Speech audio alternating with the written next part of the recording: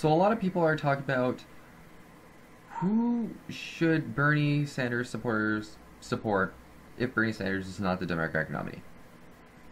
Now, I spent a lot of time thinking about this whenever Ted Cruz and John Kasich were still in the run, but they have since dropped out. So the only remaining candidates are Hillary Clinton, Bernie Sanders, and Donald Trump. So there are the people who are Democratic loyalists who they're voting for Bernie now, but if he's not the nominee, then they would support Hillary Clinton. And then there's those who are switching to Hillary Clinton because, well, we can just not have a Trump candidacy. That would be... There are three different outcomes that could happen. He can either be absolutely disastrous, provoke countries into war, which would be terrible. He can turn out to be a president who was just bluffing about everything he was talking about and he doesn't cause too much terror. Or he can be somewhat progressive and help the economy for all we know. And that's the third option. And then there's the Bernie or bust crew, which I think I might consider myself, who they're like, we need to support Bernie no matter what. And then there's those who are like, we need to support Bernie, and if not, then we're going to support Trump. And I kind of like that idea because there's nothing that would, satisfy me more, other than Bernie Sanders becoming the president, than wiping that smile off of Hillary Clinton's face, knowing that she cheated and had the media on everybody on her side other than the people, and she stole the people's wish of Bernie Sanders becoming the president. Which, if you actually look at statistics and polls, Bernie Sanders is the most favorable candidate. So, if Bernie Sanders is not the nominee, who should Bernie Sanders supporters really support? Now, you should vote no matter what. Do not quit now. The notion that Bernie Sanders is losing and has no chance is just nothing short of falsehood.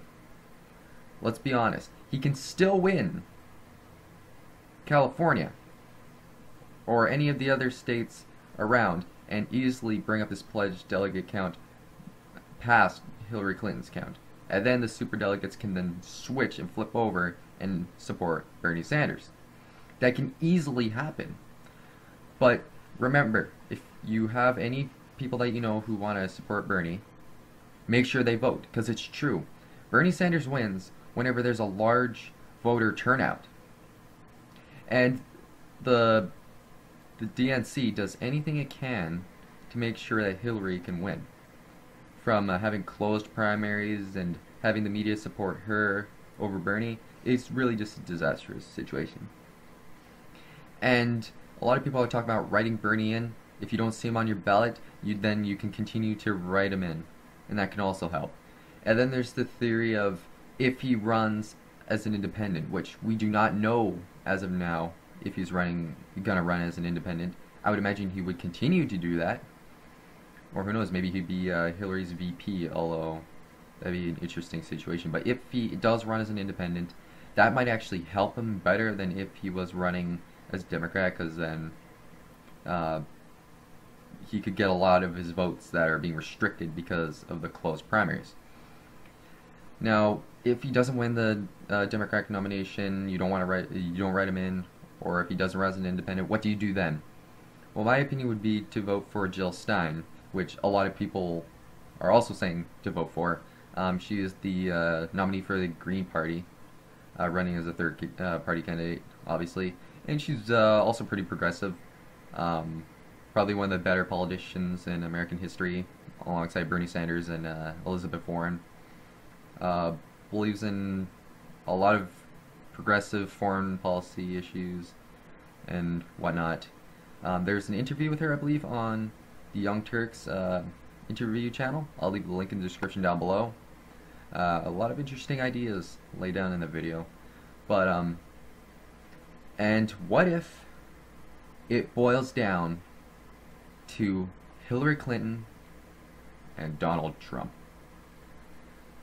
Then, well, before we get to that, a lot of people say that the DNC might put Joe Biden in Hillary Clinton's place if she gets indicted by the FBI.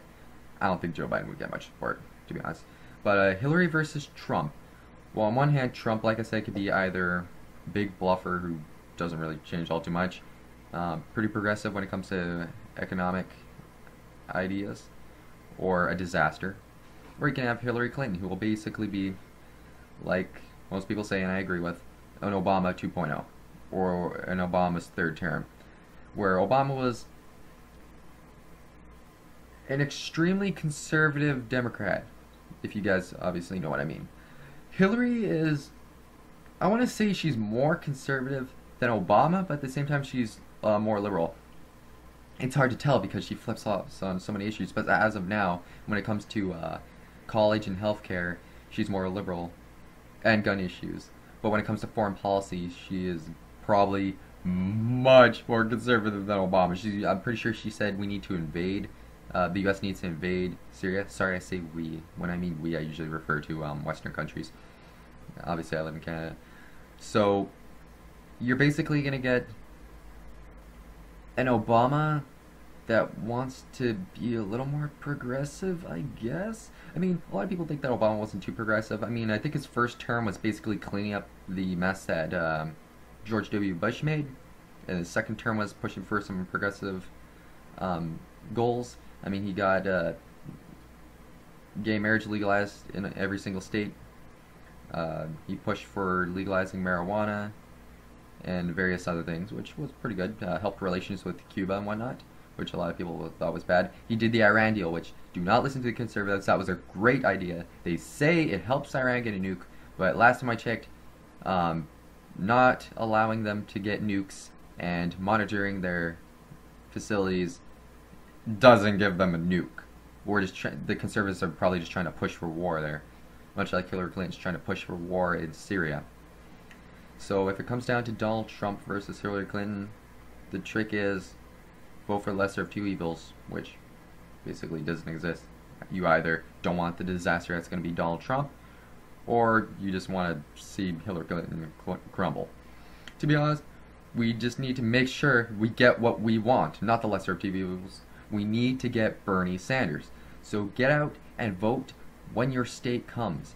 No matter what, don't let anybody tell you that he is losing you. He still stands a chance. Make sure your family votes, if they agree with him, which you should convince them because he's probably the only logical candidate there.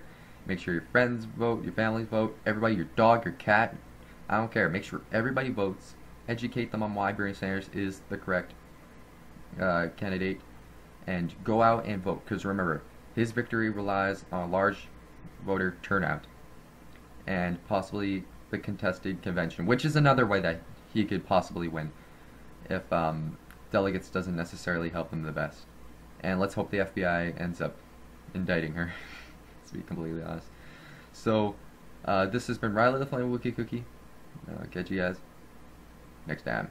And don't forget, you can comment any topics you want to hear me ramble on about, or anything like that, any news stories, any questions, thoughts. Catch you guys next time.